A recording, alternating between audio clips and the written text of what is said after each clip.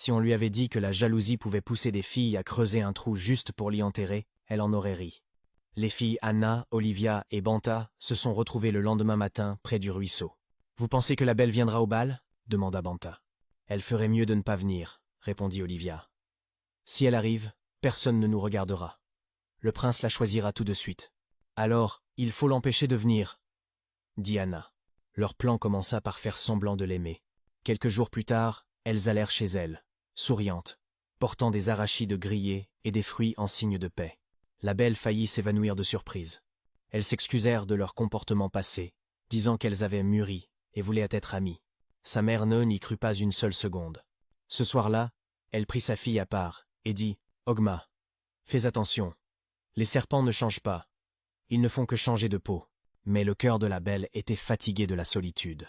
Elle voulait croire que les gens pouvaient changer. La fille commença à les voir presque tous les jours. Elle riait avec elle, lui tressait les cheveux, complimentait ses pas de danse. Elle recommença à leur faire confiance, même si quelque chose dans le regard de Neu lui disait qu'elle ne devait pas. Un après-midi, chez elle, elle leur montra la tenue qu'elle comptait porter au bal. Elles s'exclamèrent que c'était magnifique. « Tu vas ressembler à une déesse », dit Banta, avec un sourire qui ne touchait pas vraiment ses yeux. Elle ne remarqua pas alors, mais c'était le sourire d'un loup admirant sa proie. Plus tard, elles se réunirent dehors, chuchotant entre elles. Elles décidèrent de creuser un trou dans le buisson et d'attirer la belle là-bas le jour de la cérémonie. Elles la pousseraient dans le trou, la blesseraient et ruineraient ses chances de participer. Les filles partirent dans le buisson avec pelle et houe.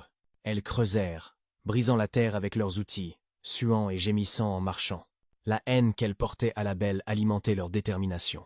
Elles continuèrent jusqu'à ce que le trou soit assez profond et large pour leur plan. Le matin du bal arriva.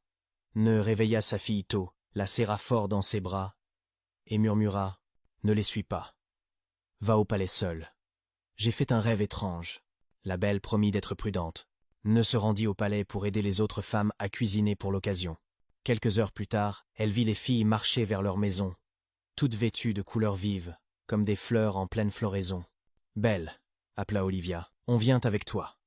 Prenons un raccourci par le buisson. On ne veut pas que quelqu'un voie nos vêtements avant d'arriver au palais. » Elle hésita, mais sa mère avait dit non. « Ah, ne me dis pas que tu écoutes encore ces vieilles superstitions, » interrompit Anna en roulant des yeux. « On est toutes amies maintenant, non ?» La belle sourit faiblement. Son cœur disait de ne pas y aller. Mais son esprit disait qu'elles avaient changé. Elles marchèrent ensemble en riant, parlant de l'apparence du prince. Pour la première fois depuis des mois, la belle se sentit heureuse, vraiment heureuse. Puis, en s'enfonçant dans le buisson, les rires s'éteignirent. Le chemin devint étroit